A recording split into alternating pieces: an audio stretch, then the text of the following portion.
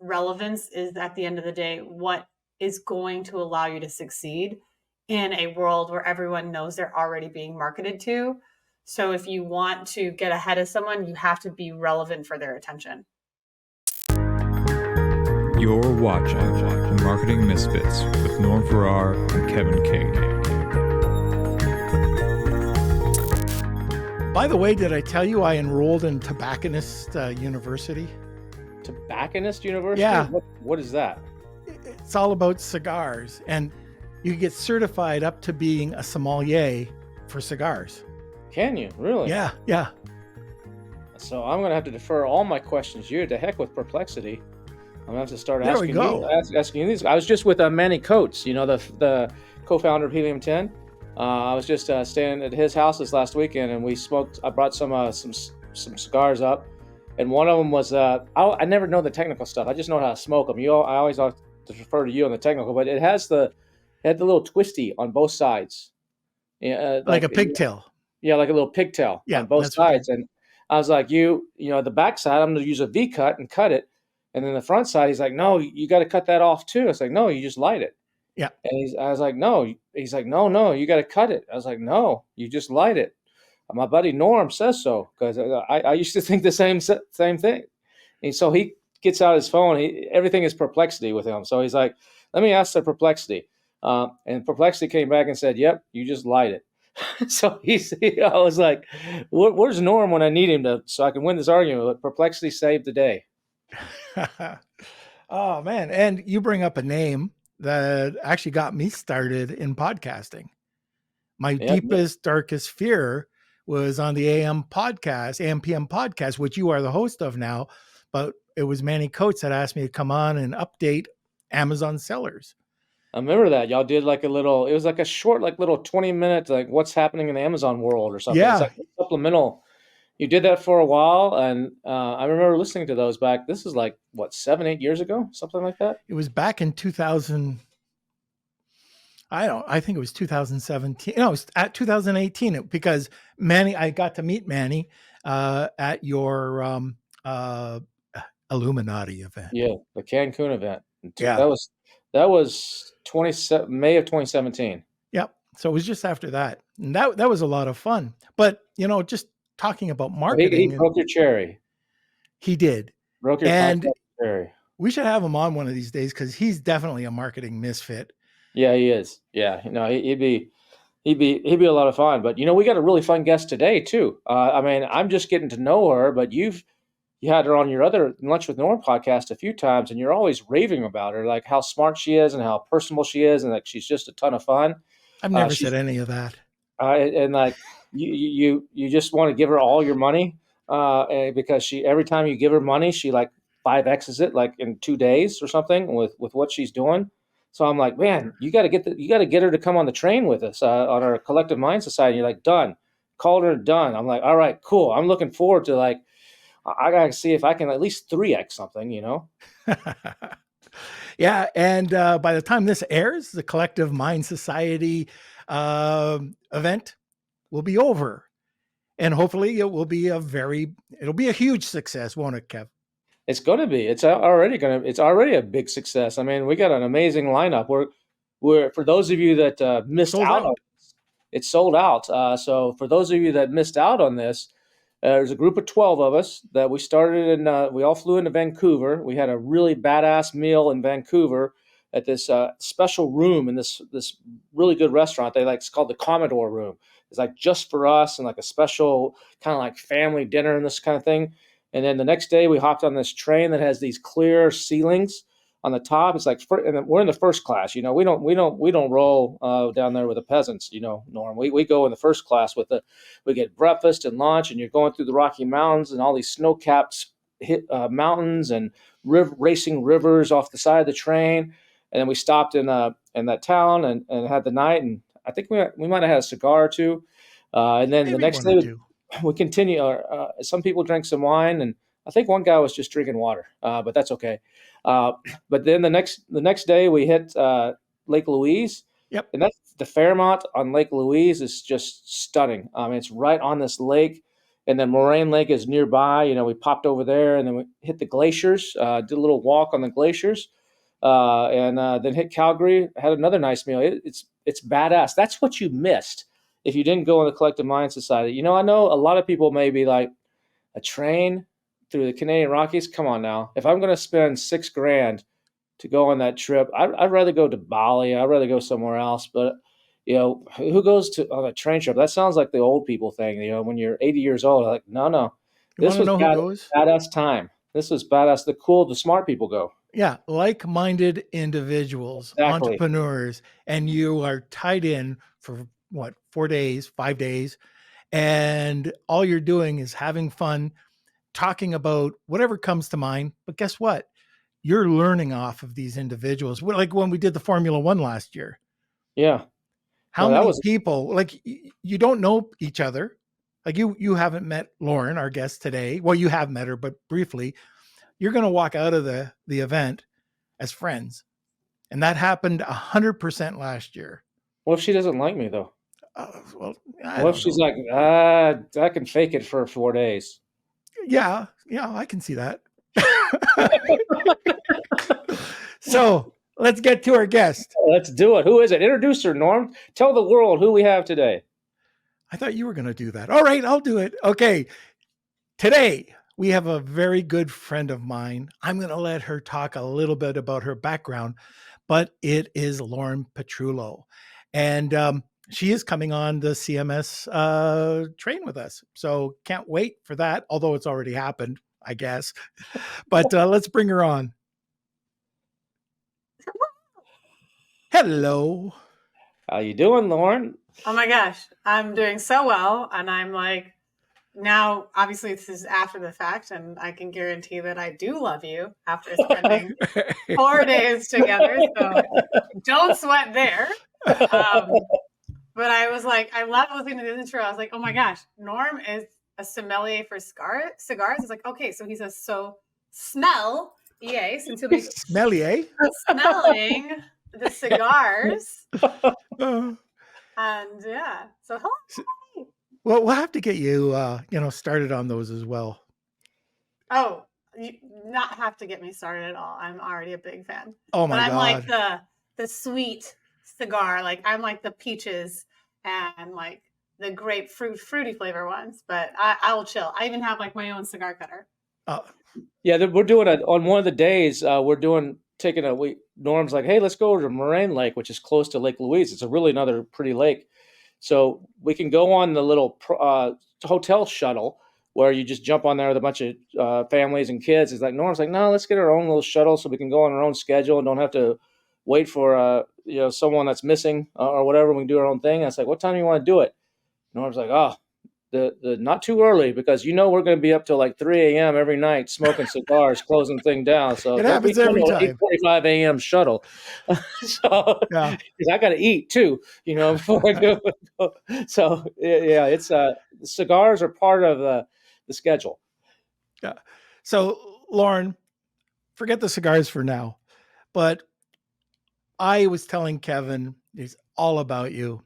How much I really do adore you. You're awesome. Exactly. I wish I could do that, but I can't. I'm old. My hands cramp. But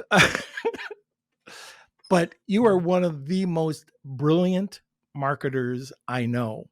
And I wanted to bring you on to the podcast today to talk a little bit about what you're doing, and not only in social, but also your CMO services and maybe some other misfit, think out of the box marketing campaigns you've done. Oh yeah. Well, I mean, I would immediately think like you don't know a lot of people if you're saying I'm one of the most brilliant, because that's like such a kind thing. But I know everyone knows you, Norm. Like you're the bearded guy, so I'm going to be like, holy smokes, what an amazing compliment. I appreciate that. I really, really do. I kind of love what I do. And who wants to fit in? That's so boring. So when you're like Marketing Misfits. What do you do, Lauren? I mean, we're just meeting. Oh. The audience is just meeting you. So who the heck is Lauren Petrullo? What's your story? What tell me about you. Okay, deals. That's fair. So I am the founder of Mongoose Media. It's a marketing agency. We're like the modern marketing agency, if you will. And, the PR ambitious tagline is like, for ambitious brand owners that feel like they're creatively flatlining.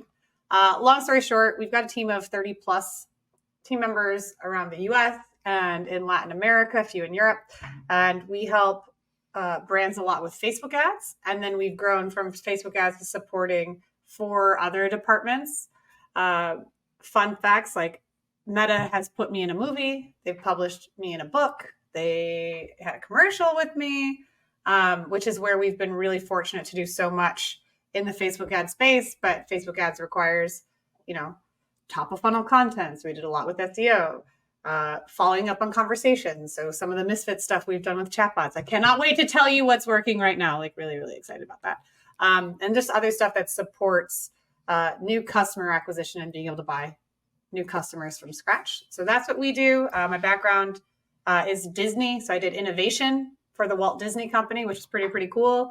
And I'm in Orlando because I worked for Disney. And if you looked at the roster when I was there, I was 4 murders away from becoming CEO, technically. 4 murders for becoming CEO. All right. Yeah. I love that. He looked on the hierarchy and it was like, okay, if my boss, the VP of Creativity of Innovation, chokes on a blueberry, and his boss, the SVP of Marketing, and the COO, Tom Staggs, then there's Bob Iger. I was like, ooh, succession planning. But obviously that was never going to happen, but it was a beautiful image to look at, like, okay. So what does that mean, actually, when you say you're chief, what was it, chief of innovation? What was it? Something of innovation. What does that mean? So I was an innovation producer. I was on the in-house idea agency. So my background is in design thinking, which is essentially creative problem solving, using toys and acting like a 5-year-old and making lots of money doing it. It was the world of how might we. And so it's like creating these larger than life experiences that only Disney could offer, leveraging their IP so that we could make the preteen experience on a cruise the best experience compared to anyone else on the ship, so that those 12 to 14-year-old rugrats that can become like energy demons, vacation destroyers, don't ruin the vacation for everyone else. So this is Disney Cruises for in-person stuff. That was Disney Cruise. We do stuff with the Disney Vacation Club, the timeshare, in-park, resorts, reshaping. Like my team helped renovate Disney Springs to leverage the water and redesign. Like it's all these imagine what if scenarios. One project was like, imagine a world if Elsa froze the entire Cinderella castle suite. And what does that look like? Imagine a world if we had this partnership with a very famous ice cream brand. If we brought an in-park experience into the different parks at World and Land, Disney World, Disneyland, and what does that extension of that collaboration look like in their ice cream displays? So like making a Stitch's Grape Escape and Infinity and beyond ice cream flavors, things like that. Were you there when they did the Star Wars hotel or whatever, the thing that I think they just discontinued or about to discontinue it. But were you there with that whole experience? I was there for parts of the project when it hadn't gone live. So a lot of behind the scenes, my favorite like Star Wars stuff I got to see were like things related to the Star Wars marathon. And before Star Wars had its own designated park, there was a project being worked on to make an intergalactic food and wine festival. And then it just kept getting bigger and bigger and bigger. And then there was talks of like, well, what if we make it even bigger and create an entire resort? So I was there at the pre-conception phases and was really fortunate to be aware of a lot of the stuff that was being built for it. But yeah, now I do stuff on my own. So I have no influence on the current state of those projects. This is so off topic, and then we'll get right back to marketing. But you talk about Disney Springs. Mm-hmm. Were you responsible for bringing in that great cigar shop? That's where I had my first Opus X. Was from that It's cigar gone. shop. It's gone? That cigar shop is gone. I think it's been replaced by a donut shop. Just as good. That'll work. Norm's like, that'll work. I'm Canadian. Salt and Straw. It's like a Portland-based donut shop. But yeah. No, I know that cigar lounge. It was awesome. A very nice place, but it didn't fit in that ecosystem within Disney. I don't like Disney Springs rent is astronomically high now, but there are some really great cigar areas on property that when you come down to Orlando, I can tell you some secret spots. Fantastic. So let's talk about some of the things that you're doing right now. I know some of the work that you've done, but what are you doing for brands or micro brands that's thinking outside of the box? Like what's working? What's working? So a lot of the stuff that we're doing right now that outside of the box has been around multicultural marketing, or has been leveraging AI beyond just creating ideas. So in the multicultural marketing approach, like we made this theory that if we go after the Spanish speaking market inside the United States, going internationally, locally, it would be a cost-effective way to get more customers without having to worry about taxes and international law and whether or not certain products could be sold. Other places, there's shipping issues. And doing that has allowed us to help our clients get as high as 5x average order values for the Spanish-speaking market without them having to do anything other than minor tweaks to their messaging and content. It amazes me how many people ignore that. That demographic's been growing for years. And so 60 million something Spanish speakers in the US out of 330 and 41 or 42 million, somewhere, I may have that off slightly, or that's their first language at home. And how many people just totally ignore that market? Like nearly everyone. Like we did a little bit at Disney. We did it for the Portuguese audience because the Brazilians that come to Florida often come with a lot of money and are looking to spend. But yeah, that's such a neglected audience that when we went deep down into it, if you look at that population, it's like the 25th largest population in the world if it was its own country. And it's the second biggest Spanish speaking country. And we're the second, I think, behind Mexico. I think the US, it's either second or third. I think Colombia, it depends on if you classify first language or how many speak it. But I think on how many speak it, we're second in the world behind Mexico. And if as a first language, we're third or fourth. I think Colombia. Wow. And there's one other country, because I emphasize that in the Amazon world, how that's overlooked. There's other markets like that, like Vietnamese and Indian too, that are often overlooked. They're not as big as the Spanish in the US, but there's some really good niche markets that are just not served. They're served by their local community. They're served by other immigrants, that open a shop for Indians that has all the breads and rices and everything for them, but they don't get out of that the big corporate or the big general marketers just market to themselves basically instead of to these ethnic groups. Yeah. 100%. The multicultural definitely goes beyond Spanish. We have clients that we run ads in Farsi and in traditional Chinese to go after the Taiwanese populations and then the Persian populations in California. And the success of those when you're meeting people, even though they may speak English, these individuals might be bilingual, they might not be. You're providing content to them in their language first, so they feel already that they know, like, and trust you stronger because you're meeting them where they're comfortable at. And yeah, it's been something, like you said, not a lot of people are doing, and it's working very well. What about drilling down even further? So you're taking the Spanish market, even the English market. So if you come to Canada and you market up north, over to British Columbia, especially in Newfoundland, it's a whole different English. And Kevin, you highlighted that. See, Kevin, I do read your newsletter. You don't read mine, but I read your newsletter. But regionalizing terms, like serviette, napkin, something simple like that. But in Kevin's, I guess it was a week ago, maybe 2 weeks ago, he talked about regionalizing search terms and how he's using AI to do this.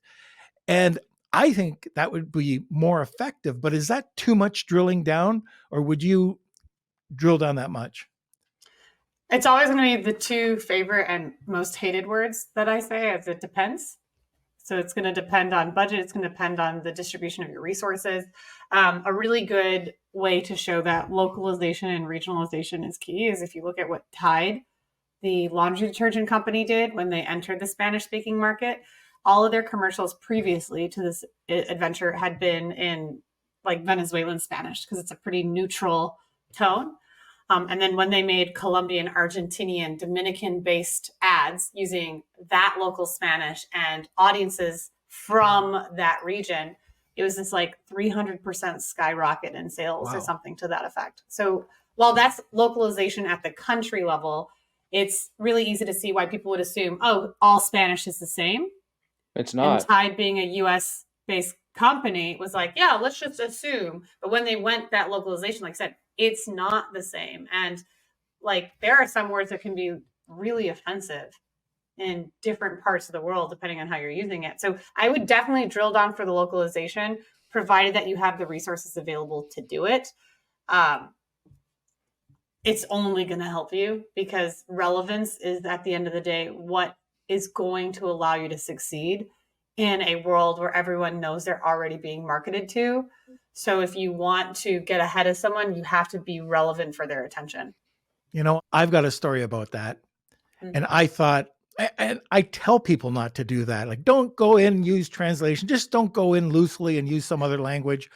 I bought a soap club, okay, in Japanese. And I put it out there. I didn't think anything of it. I got a ton of traffic. I mean, this turned out reverse. It was really good. I got a ton of traffic, but not a lot of conversions. Turns out the characters that I used to spell soap meant brothel. So I had a brothel club going. Not a lot of purchases, tons of traffic. Well, maybe the soap could be you should have repackaged the soap so it's like clean yourself up after a naughty night. Oh God. You know, there's a lot of opportunity there. It's like when a French bath is not enough. I still own it. We're back on the localization stuff. You know, Norm, in the newsletter before the one you just talked about, I talked about the versions of Spanish. Like Lauren just talked about how Puerto Rican and Colombian and Argentinian Spanish are completely different than Spain Spanish. There's a lot of similarities, and the same thing goes for English. Look at all U.S. and Canadian are very similar, but there's different words. You call it a loo or whatever you call your restroom. Washroom. Washroom, that's right. A washroom. It's called a loo other places, Australia, England. But I think what you were asking, Lauren, earlier is within a region, instead of within a single language, within a region, like the United States where it's English, the word soda is a good example. Soda, is it soda? Is it Coke? Is it pop? Soda pop. Or, is it, there's another word somewhere in New England, fizzle. I forget the word. I don't know. There's some other word, but there's like 4 or 5 ways to describe that. And how important is that to actually hone in on that? And how do you do that when you're online and you don't know? Is it IP sorting? Is it, when you're running a commercial and you know the audience is in New England, it's a local cable channel, you can do that. But how do you do that? So there's fun ways that you can do it depending on how deep you go into the localization. Ideally, if you can, you have someone that's in the area just view the ad. And I know that's not always as easily accessible because, again, it's a resource restraint. But if you're putting, do you hear my dog? He's saying hello. Hello. He's like, I've got ideas. Let me tell you how you localize it for dogs. My dog is laying right here next to me, so we're both. Mine's right here too. Norm is probably, his dog is right next to him too. I wish he was here for a hot second, and then he was like, "Oh no, I need to go." Okay, if you don't have access to someone who's locally, and like here's a like really cheap, easy ninja trick. If you have a product that has a Facebook group your audience would be in, I would just go into a Facebook group that's for that area and just like, hey, really quickly, can someone check this? Because on Facebook, people go there to be social. It's social media. And so I'm not saying we have done this, but hypothetically, it's really great to go into communities, especially where you have retired individuals who are looking to have a conversation and they love to have their opinion back. There's a group of grannies in different areas that we have allegedly connected with who have provided some like language call outs for some of those pieces. But then when you like where this becomes really important, if you're targeting Gen Alpha or Gen Z, is like you do want to have, especially in the US, someone in that demographic just do like a quick 5 seconds glance. I don't care if it's your best friend's nephew or if it's like your neighbor. I can tell you countless examples where clients we've worked with, mistakes we've made, or brands that we know about didn't at least get a vibe check from someone in that demographic, and it blew up terribly in their face. Oh, wow. Yeah. Even proper translation. We made some cards once for a U.S. trucking company. They provided us the English and Spanish. We translated the French. We asked them if they wanted the Spanish done. No, we'll take care of it. Well, when the cards went out, we got some huge complaints that it was Merry Christmas, Happy New Ass. Not on us. But they were screaming, how could you let this happen? You told us you didn't want to use our translation service. Wow. So 3,000 cards went out. So I would say that there are tools. Like if you don't have the time to go into a Facebook group or to like get into the comments, there are other ways that you can do it. Like you can do Google surveys. Those are quick and easy.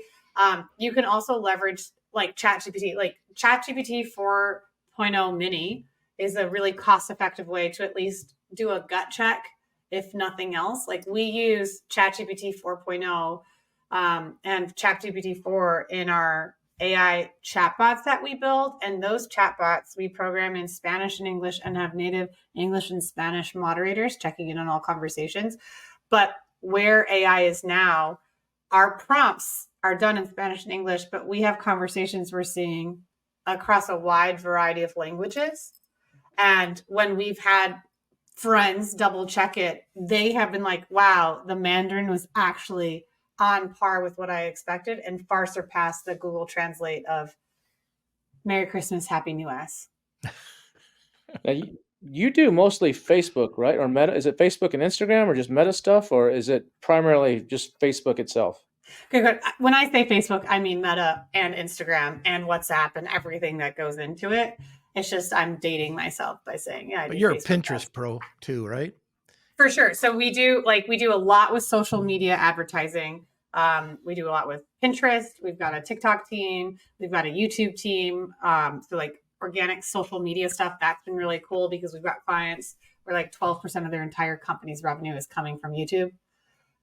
So we do a lot within their communities. We work with influencers and celebrities and build up some of their social profiles and stuff. So there's a lot that we do. Lauren, has had a lot of my experience in the media buying space for social media advertising. And then with a team as large as we do have, we're like a nearly full stacked agency. And where we do like some of the Misfit stuff is we'll try to find where is everyone's attention not focused on. So like 3 years ago, we went pretty deep on Pinterest, and where Pinterest has been so successful has been an opportunity for us to show up on the first page in Google, to show up in images, and to drive a ton of top of funnel traffic that understands about our clients' products and services before they're even Googling a brand. So if you're looking at the problem awareness solution, Pinterest is like an amazing resource that takes 1/20th of the effort that you put into like a traditional Facebook or TikTok or Instagram page to get 1,600 times more impact, because Pinterest is a search engine. So your content just lasts 1,600 times longer on average than another type of social post. Isn't Reddit pretty hot right now because Google invested in Reddit and they're fronting a lot of the Reddit stuff a lot higher in Google from like a SEO point of view? Oh yeah, that's like you want to go into something. There's a really it's kind of common knowledge. I know, at least in the SEO space, because we have an SEO department. So if it's not common knowledge now, but like I feel like Kevin, you're so on top of this stuff. Reddit is a really easy hackable way to get great link building, because you can submit a question into Reddit, ask a question, get hundreds of comments of people answering that, and then you edit your original post, have hundreds of comments, and you put in the link of your solution. So you ask a question, then you edit your post to say like why this is the best solution. And then all of that visibility does help your Google search terms. But in terms of us having a Reddit team, the team that we have that's on YouTube has been in Rumble for like 9-ish, 10-ish months. And Reddit is their next platform of exploring. So it's not one that we've specifically gone down yet, because I don't personally use Reddit besides book recommendations. And I get scared of Reddit because what a wormhole. Yeah, it's like 10x, I think. It's like 10x, I think, and it's traffic or something just in the last year. Yeah. Amazing. So Lauren, I don't know much about Rumble. How do you find it? Well, it's a test case environment. The audience isn't strong enough there yet. So we've got like a few hundred videos for 2 of our clients that we've put on there. I can tell you for certain that any Spanish content that we've tested, we've tried, has not picked up any traction. Whereas like we have that content, like we'll get, tens of thousands of views within 24 hours. So I know it's a smaller audience. It's just a like environment that we're playing, we're testing in. There's not a lot of competition on it. The monetization is a lot faster than it is with YouTube. But it's still at like a pre-impact kind of stage. But I see it in the next 2 years gaining a lot more with Google's ownership of YouTube. And like, this is my like conspiracy theorist. People are going to get so sick of these major players that are dominating so much, especially as Gen Alpha comes to the workforce. So they're 16-year-olds right now. They're about to come in and they grew up on YouTube, and they're probably going to be a place of like, my algorithm is so specific, and it's got years of algorithmic like stare downs essentially of what they've accumulated for you, and they've evolved from who they were when they started their YouTube account 10 years ago, which is why I think like why TikTok has been so successful with their algorithm is brand new. It's like starting with fiber internet, whereas like the Instagram algorithm had to go through dial-up, then copper, then fiber. So it's taken a lot, and it has all this legacy baggage with it. So yeah, it's not to the place where I'm like, oh, definitely enact in your strategy, but it's one that we have 2 people on the team that are actively working on the accounts on a weekly basis. So a lot of people say that, what's the next shiny object? It's should we all be on TikTok? Should we all be on Pinterest? Should we all be on Rumble? But oftentimes what I hear is that people come back around like, no, you should be on Facebook, on Meta properties, because that's where it's at. And other people say, no, the old generation, that's old people. The 16-year-olds aren't on there. But I'm doing stuff like right now in the newsletter space. I'm about to start ramping up about $10,000 to $20,000 a month spend the first month, and then hopefully higher than that, but to get new newsletter subscribers. And I'm working with a guy who started, he built the Morning Brew. He built a lot of these newsletters into $2-3 million subscription newsletters that one of them sold for 75 million. So he's done this for a lot of big brands. And he's like, I told him, should we be on LinkedIn? Should I be on X? Some of my audience is there. He's like, no, we're going to stay with Facebook because it will get you where you need to be faster and at a cheaper price. Are you seeing that? Are you seeing that you really need to segment stuff based on who the age or the demographic of the people? Great question. So in that, like, where do you allocate your resources and in confined principles? Like, I agree that Meta is the platform that has the easiest place to scale. Where I think most people are unable to scale is because they don't have their offer clearly defined. So it has to be relevant for the person who's seeing it. You just have a sexy offer for an obvious audience. And people don't do that most critical foundational piece, which is why they build sandcastles on Meta that Mark Zuckerberg's wave of cash collection just sweeps it in and destroys that sandcastle. So I agree that Meta is the easiest place and the fastest place to scale and grow.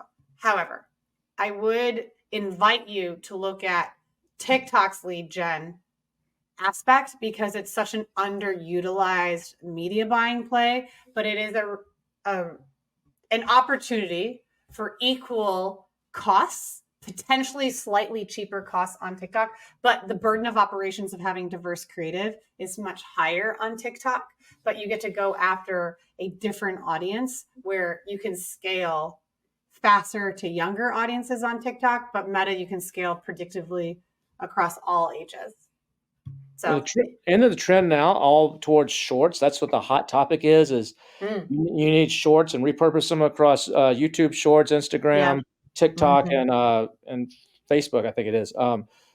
Is that where you're seeing a lot of stuff going? Everything's going more towards video versus image and text based, or is that just a bunch of hype, or where are you seeing that going? So great questions. I mean, it depends. I will say, like, we know that a picture is worth 1,000 words, so a video is worth 1,000 times more. So you can do a lot more storytelling. What I think right now we're seeing, especially like with YouTube ads, like longer. So you're saying shorts. Shorts traditionally are 60 seconds, under 60-second videos.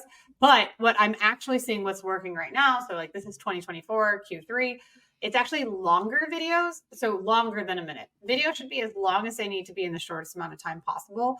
But when you are able to articulate a story and able to keep someone's attention for a minute and a half, 3.5 minutes, you're able to talk about the problem, the solution, and the details of your offer. And we're not in a time when people are like, oh, millennials have a that amount of attention span. Like, no, that's not true. Because if that were true, then Bridgerton wouldn't have been consumed straight away as soon as it launched out, all 12 episodes or whatever, without people peeing. Like, people want to consume content that's relevant for them. So video as an ad asset is doing better for the most part because you're able to give a lot more information. And when we say shorts, yes, that type of video, the vertical format where you're telling me a story that's not a 30-minute webinar, is doing well. I would definitely err on the 4-minute cap because you don't want to make this like an episode of something, like put that into a podcast. But if you're trying to do a quick sale, yeah, that shorter form video is doing really well. However, conversely, static images are doing really well for retargeting for someone who's already aware of your offer, because we're in this like pendulum swing where people were not doing any video because the burden to the operational team of creating a video, editing the video was a lot higher. So those that were doing videos before and no one was doing it, were winning all day by default. Now more people are familiar with video editing. There are a lot more video editing agencies available, so they can do a lot more video. So while video still is king for top of funnel, we're finding now static images, and especially carousel as the placement, just on Meta specifically, is doing better because then you get to continue the storytelling without making or demanding someone consume and rewatch parts of the video again. Like, they don't need to see the full commercial. They're mostly bought in. So statics is doing really well for the hot retargeting list. And then I would invite people to explore carousel and slideshow options, because there's 4 different ad type of placements. And so those I'm getting like super in the weeds, but if you are buying media on Meta, those placements are underutilized. So it's always looking at where is people not putting, like, what's the misfit direction of, if people aren't doing a lot of carousels, it means you're going to stand out and be more interruptive. When you're doing your carousels, are you doing more storyboarding? Yeah.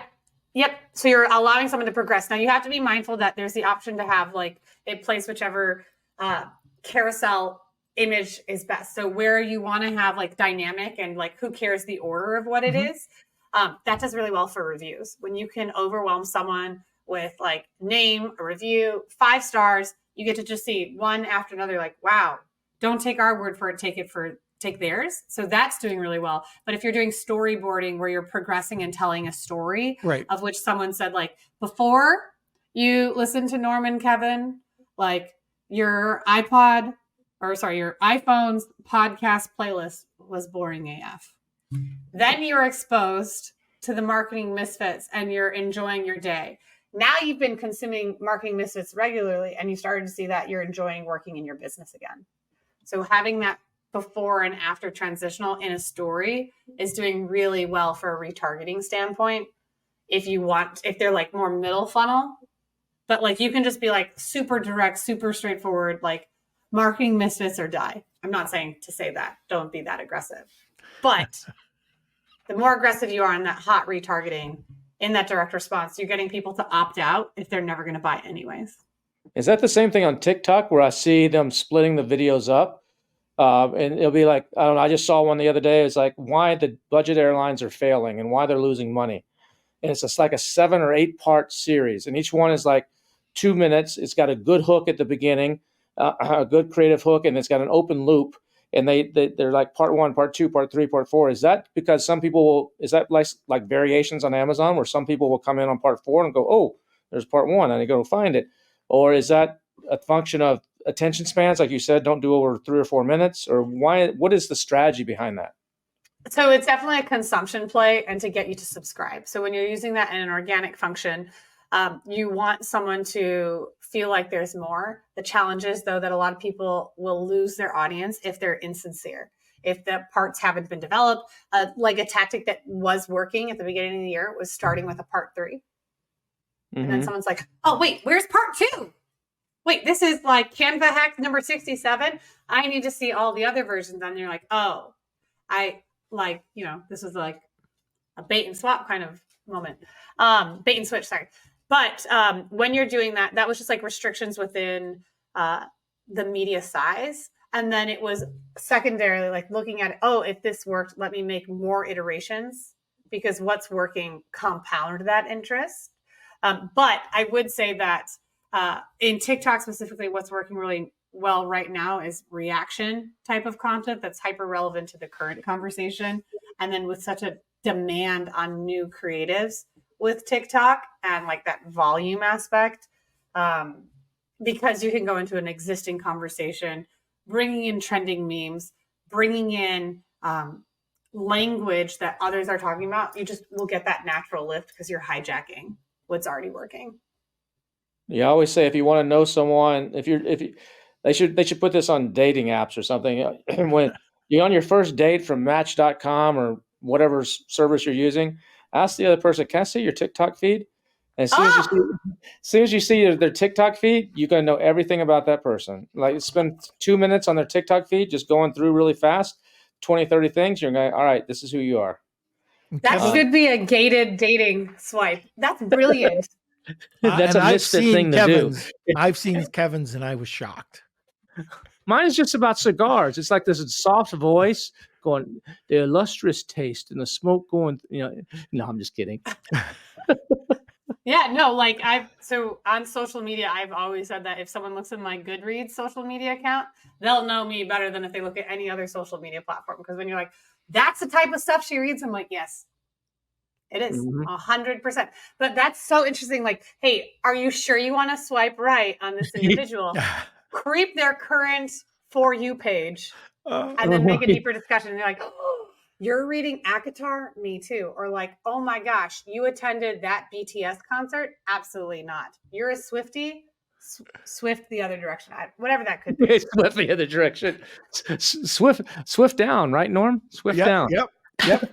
Swift down.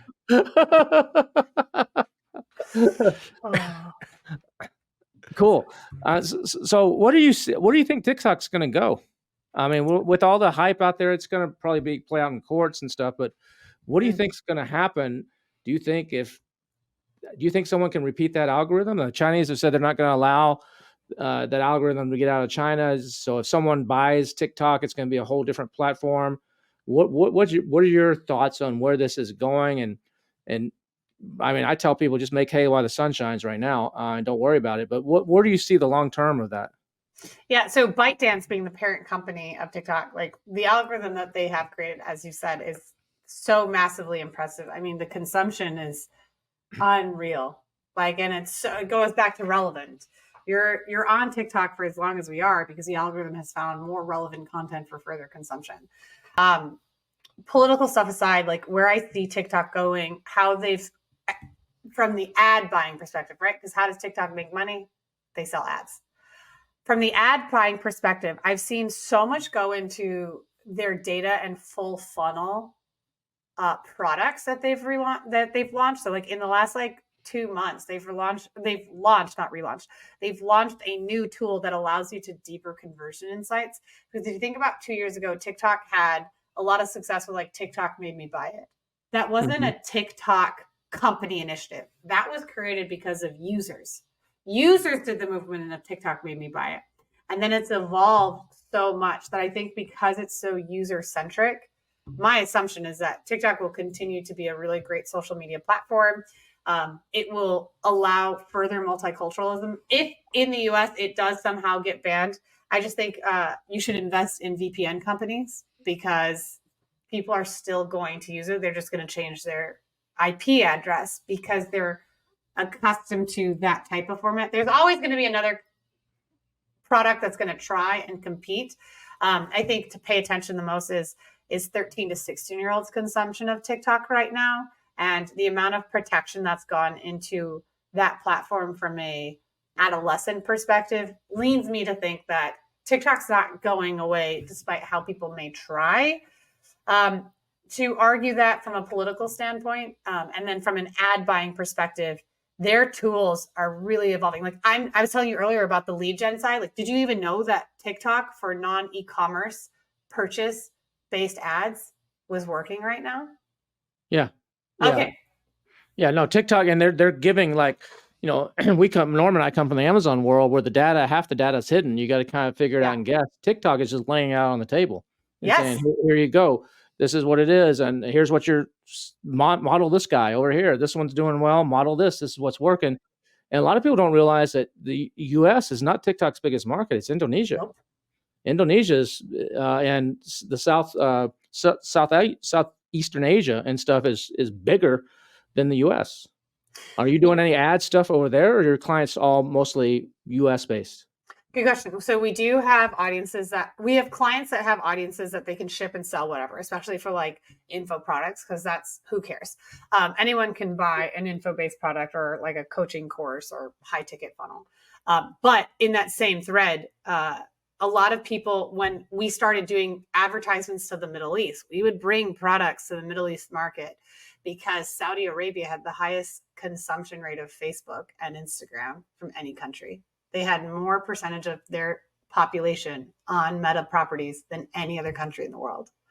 So that audience was so neglected from Facebook and Instagram ads that we just started advertising in English, American-based products and services, because there's appeal that, if it's American, it must be better to some capacity. So when we had started advertising to that market specifically, it was really impressive because it was like, well, if you look at the data, like 97% of the country has a Facebook or Instagram profile. Wait, really? So yeah, what you're saying, like with Southeast Asia, yeah, we have products that we sell in Southeast Asia, but I include it's not in Southeast, but in Asia specifically, we haven't been able to crack it for Korea. Just like the one part where it's never been successful for us so far. And we oversee like millions of dollars of ad management per month, and we work with a lot of different clients, but just in the transparency of it all. Can you talk about how the organic side works with the paid side? Because your agency is on the paid side, but a lot of times if you do a 1-2 step on those and you marry those properly together, you can have massive success. Can you talk about that a little bit, or maybe a couple strategies around that? 100%. So I'm going to start off a strategy to not do. Do not do, like when we audit accounts and we take over profiles, the thing that I hate to see the most is that people are boosting all of their organic content. Don't. If it didn't hit organically, it won't hit paid wise. So what the intersection of organic and paid that works really, really well is if you can make a benchmark of what does success look like. So if you don't have one, look at your last 90 days of content and then understand what is the average views.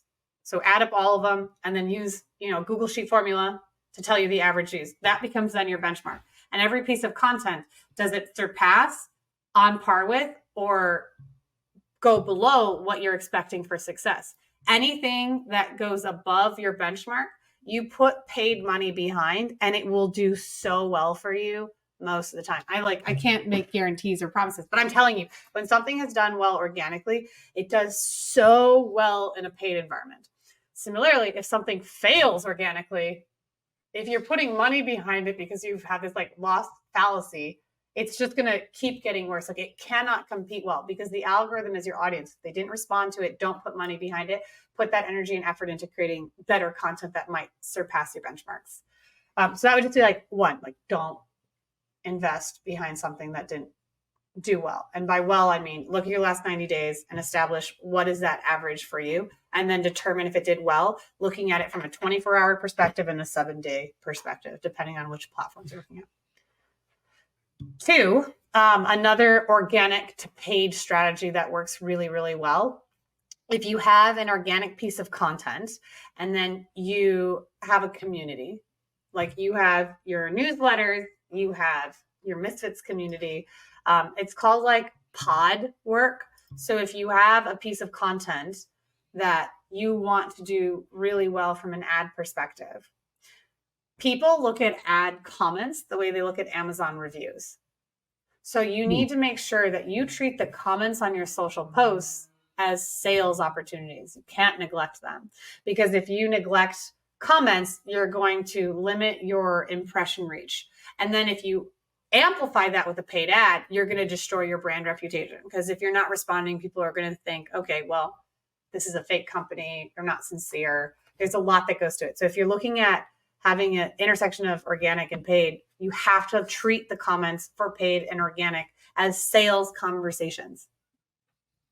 They are the equivalent of reviews on Amazon, and I guarantee no one listening to this has bought anything without checking the reviews right away. People dive into the comments, and like a TikTok hack that's working right now, specific strategy is you make sure that if you're using rage bait as a type of hook, or you're using a hook that's super strong and you're continuing the story, so you're not doing part 2, part 3, part 4, but you're putting more value in the comments, that type of interaction with your content will send positive signals to increase the reach of that piece of content. So it's pretty easy to go viral on TikTok when you have parody of what you're saying in the video with more information in the description.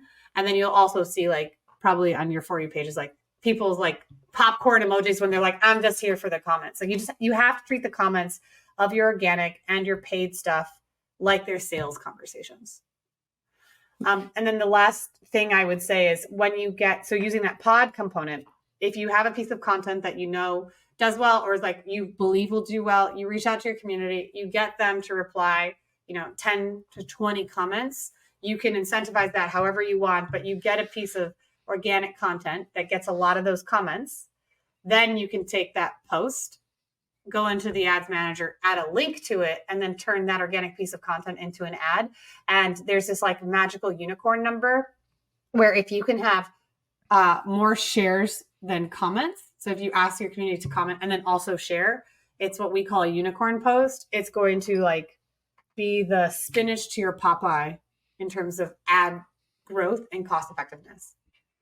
Isn't it shares and reposts matter more than likes and comments? Yeah. So Elon Musk published how how X's algorithm works. So he did a formula that I use as a basis and assume, of course, it's the same with everyone else. Are you familiar with when he released that, like a year ago? Yeah, I am. So yeah, that component, it was like if someone shares, it's like 75 points, one share. A repost is like 15 points. Because if you share it to someone directly, it's like, I'm telling you this is relevant for you, Norm. If you're sharing it to everyone, you're like, I just clicked a button and I want you to think that this is relevant about me. So you shape your opinion about me, versus if I share it directly, I'm telling you my opinion about you. So you got a lot more points to that. And then again, that compounding effect of when someone comments, you get like 5 points. And then if you reply and they comment again, you get that times 5 to the nth degree. So yeah, sharing is the most important. Adam Mosseri of Instagram, he had said, if you create content that's shareable, Instagram is naturally going to want to share your content. And the Instagram algorithm versus Facebook algorithm have those slight differences. So Adam is specifically in charge of Instagram. It's more or less been true with Facebook, but it's not been as impactful as we've seen it on the organic side with Instagram.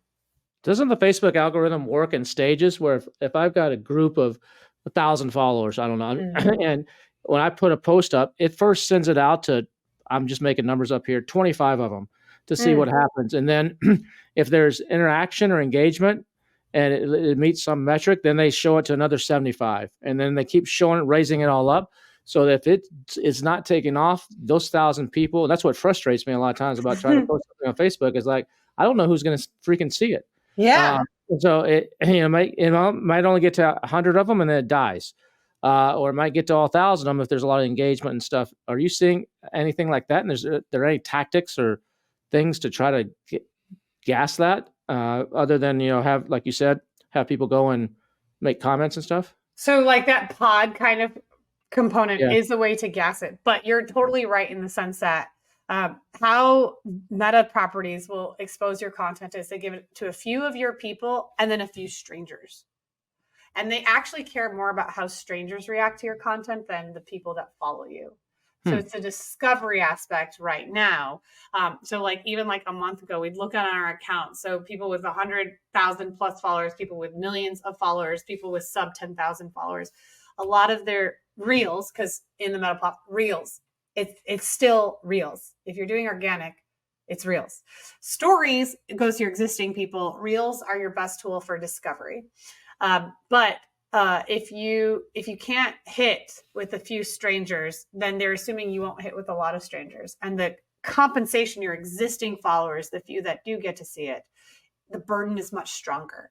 And ultimately, like it's going to a stronger pay to play movement because again, like last month and the last 6 weeks, you would look at a reel and you'd see like 99% of the consumption is from new people. And you're like, cool. Now my existing audience can't see any of my content, which leads me to assume that in the next 6 months, Meta is going to essentially make it a pay to play. If you want your existing people to see any of your posts, you pay to get it in front of them. Or you use stories because that format of stories, those highlights, is only for people that are currently following and consuming you. Whereas like if you're posting, you're making that more public. So that's where I assume it's going to get more expensive. Sorry. That's because in stories, you really can't put a link or you can't gamify it as much as you can on some of the others, right? So that's why they know they don't want you posting some sort of ad or taking traffic off of Facebook, which most people most likely do that are your followers. So let's show them the stories. That's much harder to do to take them off. And the other people, is there some logic? Is that some of the logic behind it maybe? So yeah, well, stories you can have a tap to link with reels. Yeah, 100%. I agree with you what you're saying. What was really interesting was like a few weeks ago, Meta was testing an in-app ad. Like you couldn't watch a reel until you watched an ad. So they were testing it in different marketplaces. They removed that test from the US. But it's going to the function of we want to keep you in app. We don't want you to leave. Every social media platform, every platform's like that.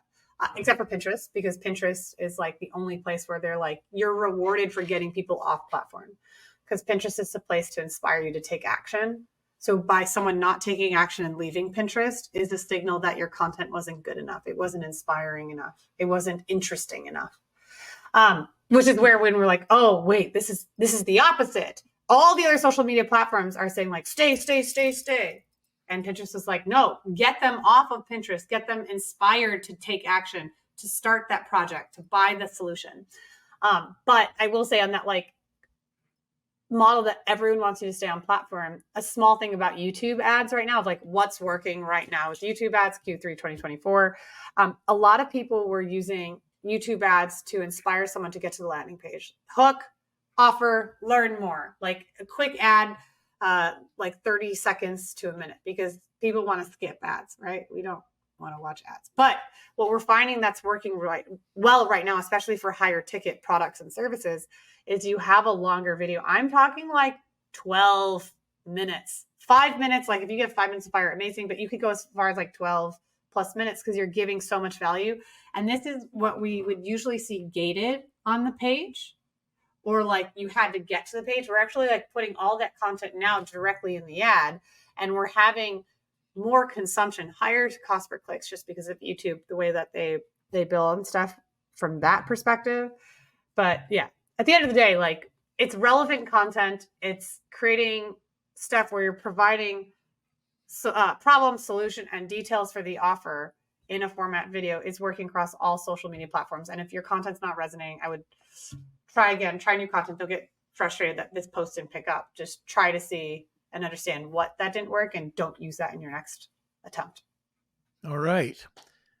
Lauren, we are getting to the top of the hour. Oh, So sorry. Oh my God. No, I couldn't even, like, this has gone by so fast. I looked Yeah, at no, it and I was like, just look at the time. I was like, Yeah. damn, we keep talking for like 2 more hours. I got 100 more questions. we're gonna definitely have you back on if you'll come back on. Oh, But always. Lauren, I just have one last question for you. And we ask this at the end of every podcast. And do you know a misfit? Oh, I mean, 100%. Like, I don't like not knowing misfits. But one misfit that I would recommend the listeners check out, her name is Keita Dervishi. So Keita is Keida. She's here in Florida, based out of Boca. Her and her mom created a company, and what she did to find such massive success in under a year. This 22-year-old and her mother created this like soulmates collection, and what she's doing on TikTok allowed her to build a 7-figure enterprise so quickly. And how she did that was by creating a company that didn't follow the line. She made all of these TikToks that went against the grain of what people were looking for. And she was highlighting customers in a way that is almost shocking. You're like, would you do that? And she did, and it worked. It worked really, really well. Wow. Well, I can't wait to talk to her. Well, Lauren, I don't know if you have anything else to say, Kevin, but this was awesome. No, this was great. If people want to reach out to find out more about you or your agency or follow you, what's the best way to do that? Well, they should have joined the trip, obviously. That's true. That's the best way. Good They point. should have joined the trip. You could have had me for 4 full days. There we That's go. right.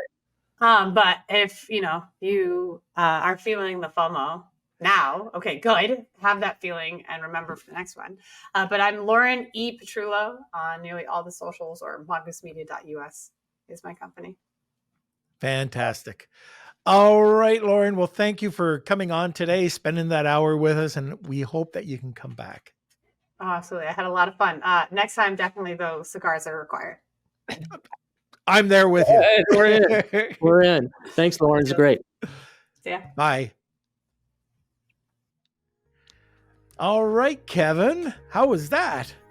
That was really good. That we could have kept talking for a while. And that, like she said, this is why you want to come to like a CMS event, because can you imagine just being for 4 days, sitting around having a glass of wine, smoke a cigar, eating dinner, or just hanging out on a train, and you can ask her a question or pick her brain, or you never know what comes up in these things.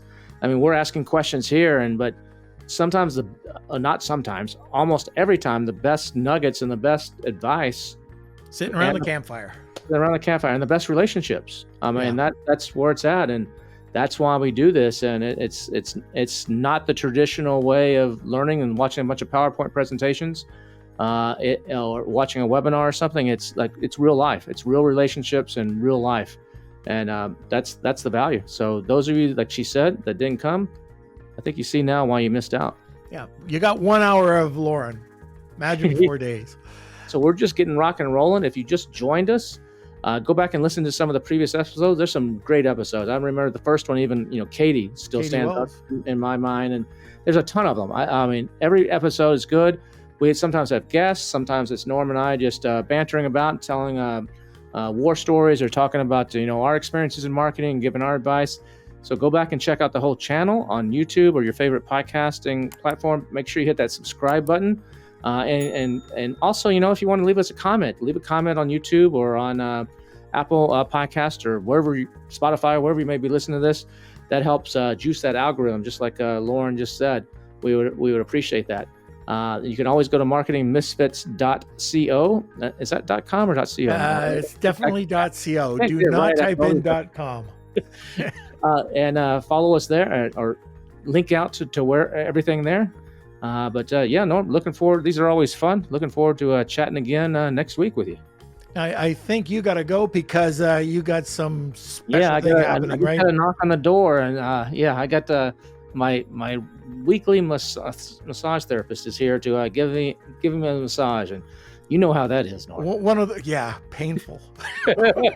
No, now I'm having memories. Oh my God, I was in pain for days. But all right, we'll see you later. Take care, everybody.